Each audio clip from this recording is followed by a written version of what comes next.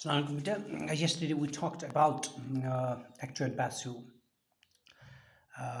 voice, and I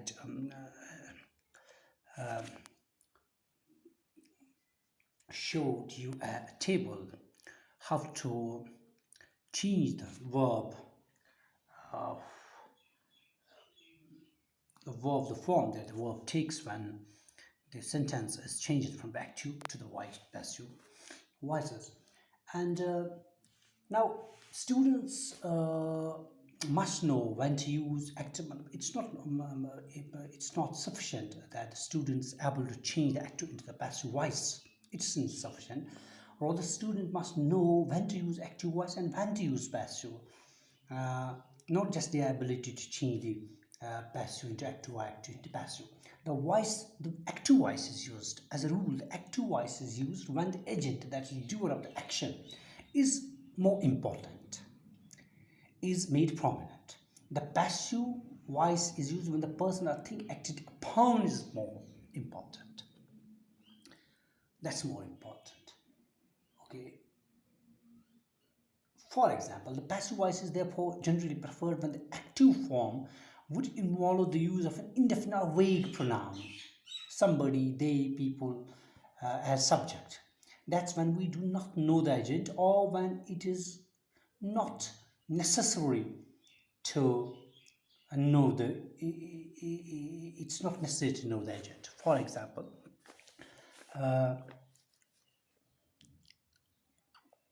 I have been invited to the party.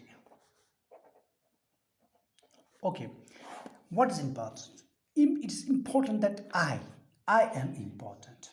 It doesn't matter who invited me to the party. Okay, here I am made prominent. Since I am made prominent, we have to use the passive form. I have been invited to the party. I could have said somebody invited me to the party. So it puts emphasis on somebody, not me. Because I am not going to mention who invited me. It's not important.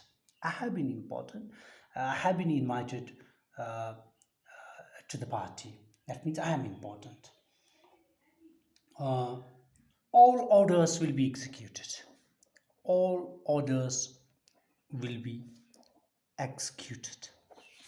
Uh, Now we could say we will execute all the orders. So it's we that's important in the active voice. But here we are not important. It's the orders, all orders that are important. That's why all orders will be executed. The emphasis on the orders.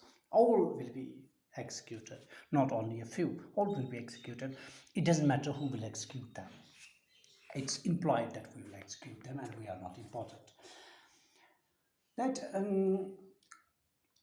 Next thing is that when verbs take both direct and indirect objects, and I have already told you about the direct and indirect objects, the verbs may take two objects, that's direct and indirect, and this is changed into the passive, from the active into the passive form. We can either object among the two objects, between or among the two objects, may become the subject of the passive verb while the other is direct. I have already told you that when changing from the active to the passive voice, generally the object of the verb in the active form just gets changed into the subject of the verb in the passive form. So here, since there are two objects, direct and indirect object in a sentence, and when a verb takes two objects, that's direct and object, we can change either of the objects. It may become the subject of the verb in the past, and other may be retained. For example, the GUARD, God, refused him admission. Admittance. The God, the subject, refused him, object, admittance. Two objects, direct object and indirect object. An indirect object denotes the person Okay, to whom, for whom something is done or given. Here him is the indirect object, while the direct object is here admittance, that usually denotes the thing. The god refused him what thing, that's admittance. To whom? Him. That means he is indirect object for whom something is done or not done, while admittance is the thing, that is the direct object. Okay, now uh, we can, it's more usual for passive constructions to begin with the person. We must usually change this into the subject. That the indirect object must be changed into the subject, but it's not necessary. For example, we can see it, we can start with this: admittance was refused to him by GUARD, God. We started with the admittance, was we made admittance more important. Admittance was refused to him by God, and we can say, we can start with this, that is indirect object. He was refused admittance by God.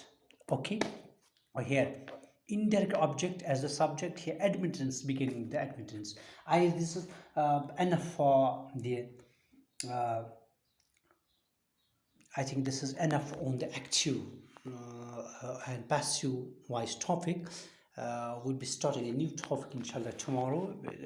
Today we concluded this. There are many things, more things about active and passive voices, and hopefully I exhort you to learn them.